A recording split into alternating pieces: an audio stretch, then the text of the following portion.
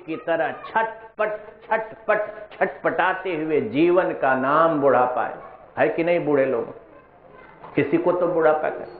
तो ये देखो, ये सुख नहीं है।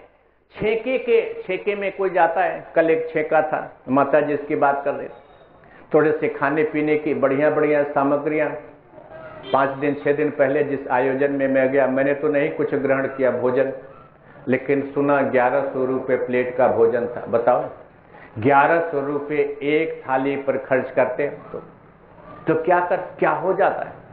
कौन सा आनंद, सच्चित आनंद, ये जो क्षण भंगुर सुख है जीव का, जबान पर कितनी देर रख सकोगे? 1100 रुपये के व्यंजन, बोलो कितनी देर रख सकोगे? कल एक छेका था, मैं न जा सका। जो गए उन्होंने क्या किया होगा?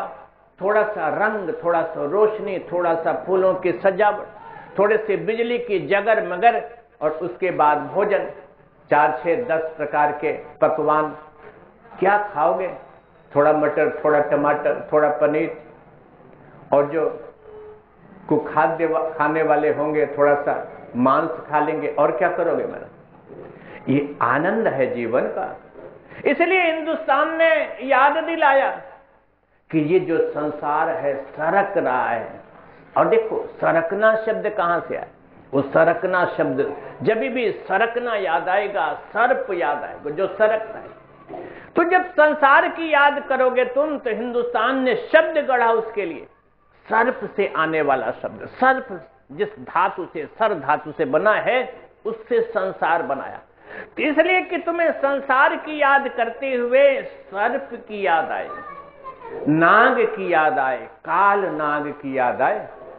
महाराज, हमारे जो भगवान हैं, भगवान अनंत, वे शेष नाग है, वो नाग है। हमारे जो देवादिदेव महादेव हैं, भगवान देवताओं, सारे देवताओं के भी जो देव हैं, वो महाकाल हैं। तो याद दिलाने के लिए संसार का जो नाम बनाया हमारे हिंदू शास्त्रियों ने, हिंदुस्तानियों ने, जब संसार शब्द गढ़ा तो उस धातु से गढ़ा जिस धातु से सर्प बना है। तुम्हें नाग की, काल नाग की, शेष नाग की, तुम्हें याद रह जाए कि जो शेष नाग है, ये जो महाकाल है, केवल यही बचने वाला है, बाकी कुछ न संसार में बचने वाला है। 1100 रुपए के व्यंजन जीभ पर रखते हुए, छेका में मटर का कबाब जीभ पर रखते हुए, काफी की चुस्कियां लेते हुए, सुंदर सुंदर कपड़े पहने हुए नौजवान शरीरों को अपने आंखों में समेटते हुए, उनकी गोलाइयों को, उनकी चिकनाइयों को, उनके उभारों पर अपनी नजर गड़ाते हुए तुम्हें सदा ध्यान रहे। शादी ब्याह में नौजवान किस लिए जाते हैं? इसलिए तो जाते हैं ना। ये जो शरीर की चिकनाहट है, उसे निरखने के लिए, आंखों में भरने के लिए ये जो फिल्में देखी जाती हैं ज्यादा से ज्यादा, थोड़ी सी फिल्मों को छोड़कर, ये जो सीरियल देखे जाते हैं ज्यादा से ज्यादा, कुछ एक सीरियल को छोड़कर, क्यों देखे जाते हैं? शरीर की चिकनाहट को, शरीर की लुनाई को,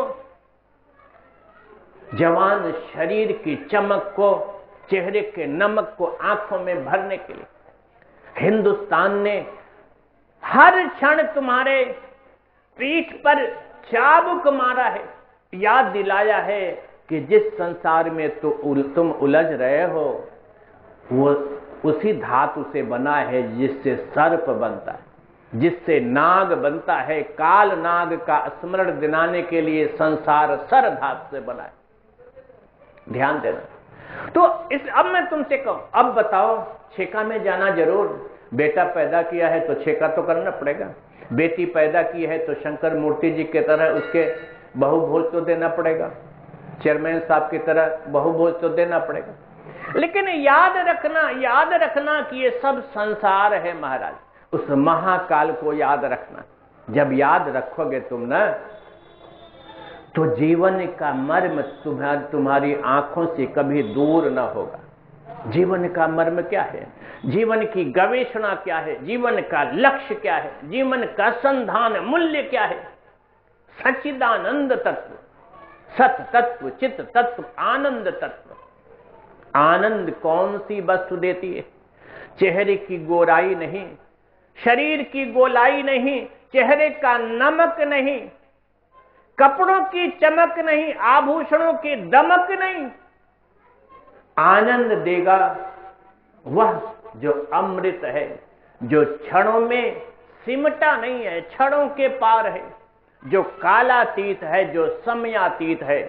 सच्चिदानंद जब भगवान का नाम स्मरण करोगे तो प्रथम तत्व यह स्मरण आएगा, सत तत्व। अब ये सत तत्व का उद्घाटन, ये अमृत तत्व का प्राकट्य कैसे होगा? ज्ञान से होगा। उसी को चित्त कहते हैं, सत्य चित्त आनंद। चित्त तत्व को विष्णु पुराण संवित शक्ति कहता है भगवान की। ये जो सत तत्व है, अमृत तत्व है, असतो मां सदगमय, मृत्योर मां अमृतम गमय, तमसो मां ज्योतिर्गमय। असत से सत्य की ओर ले चलो, सत्य की ओर ले चलो। असत से सत्य की ओर जाने का अर्थ क्या है?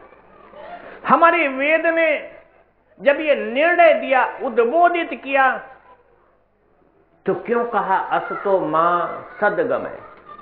उसे मुझे सत्य से, असत से सत्य की ओर। असत यह संसार है जो क्षण भंगुर है, जो क्षणों में छेका है, क्षणों में बहु भोज है, क्षणों में बेटी भोज है।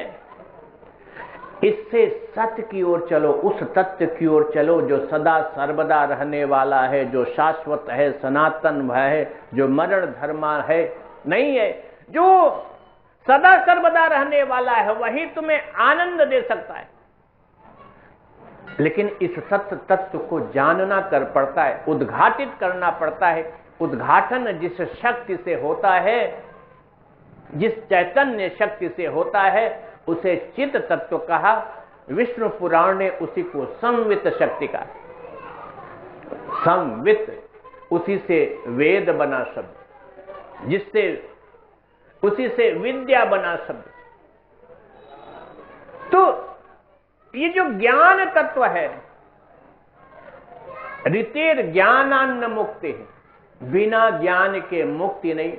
शास्त्र कहते हैं, वेद कहते हैं, ऋतेर ज्ञानान्न मुक्ति, ज्ञान के बिना मुक्ति नहीं। मुक्ति क्या? मुक्ति यही जो असत तत्व है, यही जो संसार तत्व है, इसमें जो तुम्हारा मन वैसे ही चिपक गया है जैसे अरे चाचा जरा देखना चाहिए, बच्चे हल्ला करते थे। आप लोग मुझ पर जरा कृपा नहीं कर सकते? डॉक्टर साहब जरा बच्चों को भगा नहीं सकते है? सेवा इसी को कहते हैं महाराज। प्रवचन चल रहा है, थोड़ी सी इतनी सेवा कीजिए, सुनिए, लेकिन सुनने से ज्यादा ये सेवा जरूरी है कि बच्चे शोर न करते रहे। कैसे मैं बोलूंगा? कहीं ये पढ़ के थोड़े बोला, अभी सोच रहा हूं बोलना, आप लोगों को ध्यान नहीं है। कोई बच्चे हल्ला कर रहे हैं, कोई कैसे सोच सकता है, कैसे बोल सकता है? तो ये हमेशा के लिए जब भी प्रवचन चलने लगे थोड़ा सा ध्यान देना चाहिए, थोड़ा सा शांति बनाए रखनी चाहिए। बाहर की, भीतर की, मंदिर के अंदर देखिए, पैर नहीं छूना चाहिए। 1000 बार का मानेगी नहीं। गुरु जी राधा रंग जी कहते हैं, गुरु जी बीच में क्यों बोलते हैं? लेकिन 15 साल से करो, मानेंगे नहीं मात। इसलिए नहीं मानेंगे कि आती नहीं, इनके दरवाजे पर हो रहा है ये महायज्ञ, लेकिन कभी कभी कृपा करके चली आती, इसलिए जानती नहीं कि गुरु जी मना करते। तो ध्यान देना, ऋतेर ज्ञानान्न मुक्ति है, ज्ञान के बिना मुक्ति नहीं। मुक्ति माने क्या? मुक्ति माने संसार छोड़ना नहीं। मुक्ति माने संसार से जो तुम्हारा लगाव है, छेका करना बुरा नहीं है। कल छेके में न आने की मुझसे शिकायत की गई, इसलिए ये बार बार शब्द आ रहा। छेका करना बुरा नहीं है, छेके में ही उलझ के रह जाना ये मोह का दलदल है। बेटे का, पोते का, भतीजे का, बेटी का, नाती का, शादी है, ब्याह है, मुंडन है, गृह प्रवेश है, इसी में सारा जीवन बिता दिया। गृह बनाना बुरा नहीं, बेटा बेटी पैदा करना भी बुरा नहीं। कल वासुदेवानंद जी ने कहा 10 बच्चे पैदा करो, शास्त्र तो कहते हैं ऋग्वेद कहता है, देखो ऋग्वेद के ऋषि कहते हैं, ऋग्वेद प्राचीनतम ग्रंथ है सारे संसार का। वो कहता है, स्त्री से कहता है कि तुम 10 बच्चों की माता बनो। कभी इस पर सूत्र दिया है? ऋषि वरदान देता है, आशीर्वाद देता है स्त्री को, जो स्त्री उसके पांव में झुकी है। ऋग्वेद की कथा। तो ऋषि कहता है, आशीर्वाद की मुद्रा में हाथ उठा के कहता है, तुम 10 बच्चे पैदा करो, तुम 10 पुत्र पैदा करो और 11वां पुत्र तुम्हारा पति हो जाए। ध्यान देना, अभी विषयांतर हो जाएगा, इस पर कभी चर्चा की है 3-4 साल पहले, फिर कभी दूसरे ढंग से चर्चा कर सकता हूं, अभी इस विषय पर न जाओ।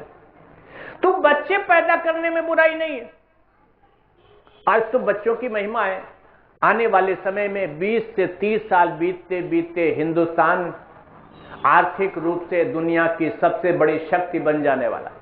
वो केवल अपनी आबादी के कारण, केवल हिंदुस्तान की उर्वरता, हिंदुस्तानी भूमि की उर्वरता बच्चों के पैदा करने में रही है। इसलिए कि 15 से लेकर 64 वर्ष की आयु के बीच का जो समय है, ऐसी आबादी हिंदुस्तान में 65% है। 65% आबादी हिंदुस्तान के 65 साल से नीचे और 15 साल से ऊपर की है। ये जो कर्मशील आबादी है वो बहुत ज्यादा हिंदुस्तान में, इसीलिए हिंदुस्तान भविष्य की संभावना है। तो आबादी बुराई नहीं है, अकर्मणी आबादी बुराई है। मैं विषयांतर न करूं तो मैं तुमसे कहूं कि कुछ भी बुरा नहीं है, लेकिन इसी संसार में उलझ के रह जाना बुराई। संसार बुराई नहीं है, बुराई संसार में नहीं, बुराई तुम्हारी दृष्टि में है। बुराई तुम्हारी उस दृष्टि में है जो संसार से लग जाती है, चिपक जाती है, जैसे कटहर का लाशा चिपका लेता। ध्यान देना, बुराई उस लाशा में है, और लाशा क्या है? संसार से तुम्हारा मोह।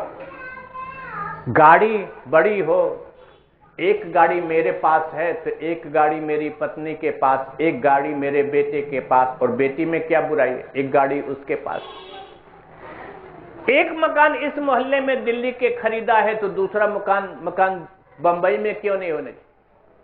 अब बंबई में हो गया तो एक न्यूयॉर्क में हो जाए तो क्या बुराई है? मेरे रिश्तेदार का हुआ, मेरा भी एक मकान न्यूयॉर्क, बुराई इसमें? घर सिर्फ रहने की जगह है, एक छांव है। नीली छतरी वाले ने जो छत दी है, आसमान की छतरी, शीत ऋतु में वो ठिठुरा देती है और ग्रीष्म ऋतु में तुम्हें आग की तरह दहका देती है। तो बीच में तुम्हारी एक नकली छतरी बनती है जिसे तुम छत कहते हो। घर की जरूरत केवल उस छत के लिए।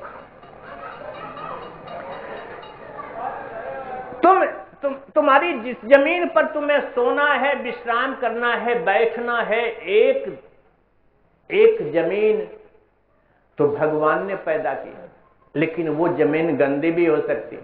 उसमें तमाम कीड़े मकोड़े सबके साथ सहजीवन करना पड़ेगा। किसी पेड़ के नीचे रहो तुम।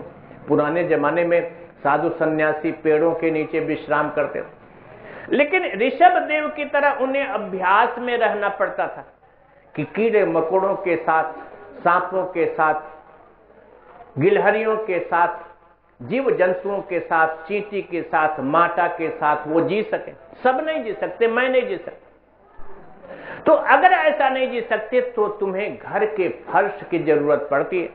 साफ फर्श के, किसी कीटनाशक लेपन से पोछे हुए फर्श की, जो रोग तुम्हें न शरीर को पकड़े, ऐसे फर्श की जरूरत पड़ती है। तो ऐसे केवल फर्श और छत के लिए तुम्हारे घर की जरूरत है।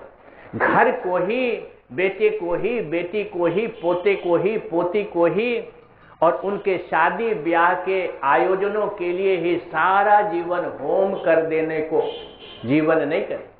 बुराई संसार में नहीं, बुराई इसमें है कि तुम मकान में, गाड़ी में, बच्चों की शादियों में 1100 रुपए की प्लेट खिलाने के लिए, सारा का सारा जीवन दिखाने के लिए, अरे महाराज कौन से हीरे जवाहरात 1100 रुपए की प्लेट में खाओगे तुम, बोलो जरा। अब खा भी लोगे तो क्या करोगे? रात को खाओगे, सारे आयोजन रात को तो होते, अगली सुबह वो कहां जाएगा खाया पिया? बताओ कैसे कहूं कि शोभा बढ़ाएगा? नहीं तो कहा जाता है पुराने जमाने में निमंत्रण पत्र छेके के विवाह के आते थे तो कृपया आकर मेरे दरवाजे की शोभा बढ़ाए, दरवाजे की शोभा बढ़ाए। छेके में बहू भोज में, बेटी भोज में जाकर और उसके बाद भोजन किया तो रात में जो भोजन किया वो सुबह को कहां का शोभा बढ़ाएगा बाबू साहब? किस शौचालय? ध्यान देना। तो इतना रम न जाना, सारा का सारा जीवन, बहुतों को ज्यादा से ज्यादा को मैं देखता हूं, एक गाड़ी, एक मकान, 2-4 कट्ठे जमीन और फिर बेटे बेटी क्या बढ़िया से बढ़िया दिखा दूं कि मेरे पास भी पैसे है, सारा जीवन इसी में होम कर दे। ये बुरा है, ये मोह बुरा है, ये जीवन का छद्म बुरा है, ये मृग मरीचिका बुरी, ये अमृत, इसलिए कि ये अमृत तत्व नहीं है, ये क्षण भंगुर तत्व है, ये क्षणों में रहने वाला तत्व है। आनंद तो वो तत्व देता है जो सदा है, शाश्वत है, सनातन है, उसी को सत तत्व कहते हैं। असतो मां सदगमय, मृत्योर मां अमृतम गमय। वेद उद्घोषणा कहते हैं मृत्यु से अमृत की ओर ले चलो। ये क्षण अभी है, अभी न रहेगा, ये क्षण अभी है, अभी ये मर जाएगा। ये जागता हुआ क्षण, ये जिंदा क्षण, ये पल पल बदलता हुआ क्षण अभी है, अभी न रहेगा। ध्यान देना। तो जीवन की तलाश अमृत की तलाश है। अमृत माने जो कभी मृत नहीं होता, जो मृत होता है उसी को असत कहते हैं, जो क्षणभंगुर है उसी को शास्त्र असत कहते हैं। असत माने ये नहीं कि जो है नहीं, असत माने जो पल पल रंग, पल पल रूप बदलने वाला तत्व है। आज मैं यहां बोल रहा हूं, कल को ये हो सकता है कि फिर आए पांव चुने। देखो ये 16वां साल चल रहा है, बैठ जाइए, मत हंसिए, थोड़ा शर्माइए हंसते हुए। स्त्रियों को तो थोड़ा शर्माना चाहिए महाराज, 16 साल से करते हुए, झीकते हुए प्राण सूख गए कि कम से कम उतनी देर बख्श दीजिए जितने देर मैं माइक पकड़े रहूं महाराज, लेकिन नहीं बख्शते। तो अमृत तत्व क्या है? जो कभी मरता नहीं, उस तत्व की तलाश ही हिंदुस्तान ने की। एक इधर 2-3 दिन से एक गाना बड़ा बज रहा है टीवी न्यूज पर, न हिंदू बनेगा न मुसलमान बनेगा,